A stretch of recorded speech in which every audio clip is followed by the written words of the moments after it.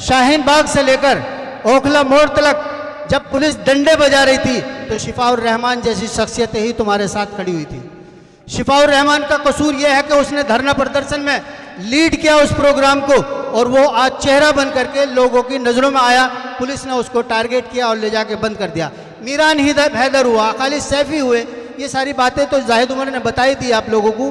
तो ये लोग जो फेस कर रहे हैं, इन लोगों को आप तरीका यही बताएंगे कि भाई वो अगर गुनाहगार हैं तो प्रोटेक्स में हर बंदा, शाहीन बाग का हो, अबू फजल का हो, ओखला का हो, बटला हाउस का हो, कोई बंदा ऐसा नहीं होगा जो उन प्रोटेक्सों में नहीं गया। अगर वो प्रोटेक्स में गए तो गुनाहगार हम सब हैं, सिर्फ शिफाउर रहमान नहीं है। सीधी बात ये है। तो उन लोगों को जब तक ये आप लोग नहीं समझाओगे, लोगों को पता नहीं लगेगा कि शिफाउर रहमान को बताना पड़ेगा कि शिफाउर रहमान कौन है।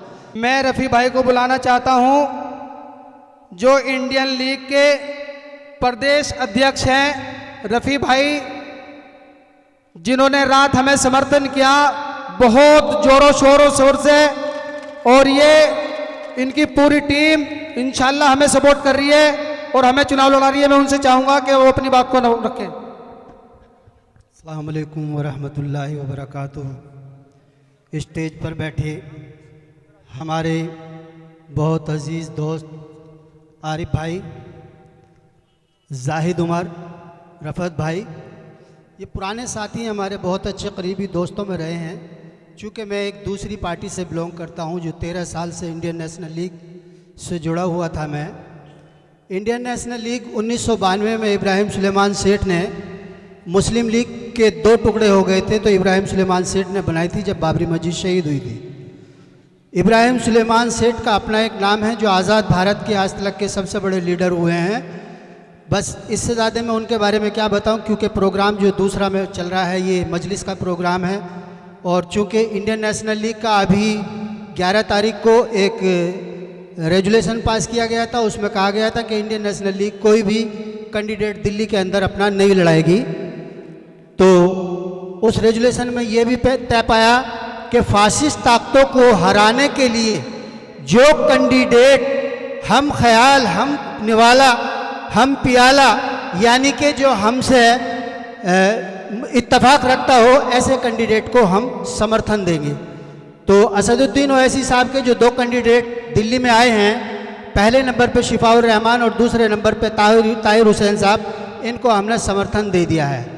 और हमारी पूरी टीम इस टाइम मुस्तफ़ाबाद में लग चुकी है। बाकी के जो हमारे यहाँ के साथी हैं, तैमूर नगर में कुछ लोग हैं हमारे साथ में, कुछ यहाँ पर हैं, 10-15 लोग यहाँ पर भी बैठे हैं हमारे लोग।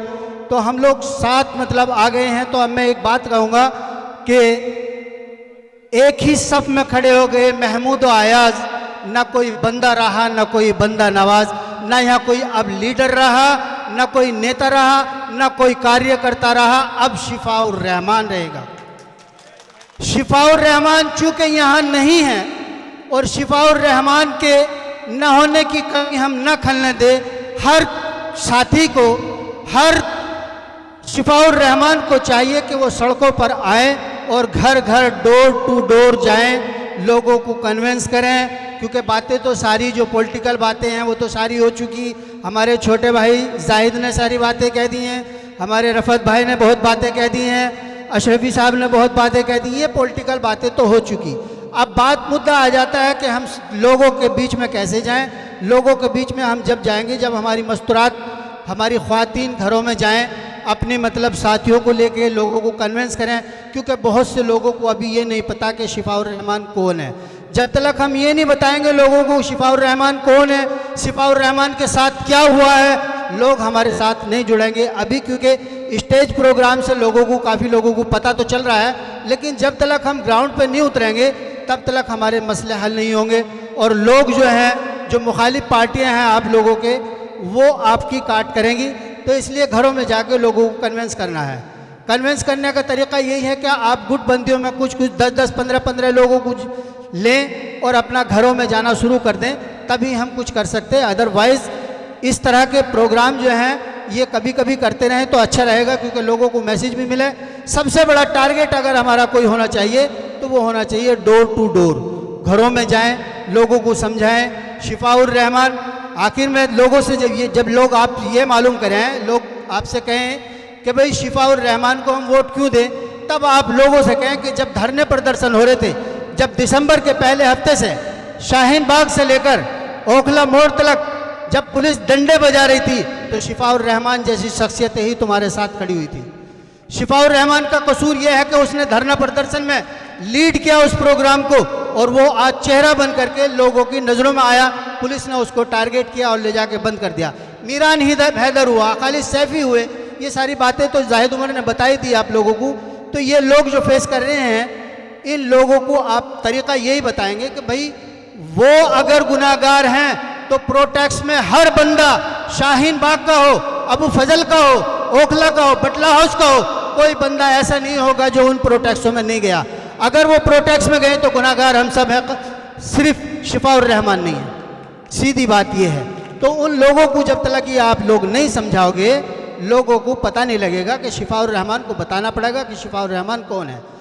तो मैं इन्हीं बातों के साथ में अपनी बात ख़त्म कर रहा हूँ। बस मैं ये बताना था कि हम डोर टू डोर जाएं और लोगों को समझाएं, क्योंकि वक्त कम है और वक्त की नज़ाकत भी है, क्योंकि टाइम भी हो जाता है 10 बजे तक प्रोग्राम, 10 बजे से पहले प्रोग्राम को ख़त्म करना है। इसलिए आज के लिए इतना ही काफ़ी है मेरा। शुक्रिया, बहुत बहुत शुक्रिया आपका। बहुत शुक्रिया रफ़ी भाई।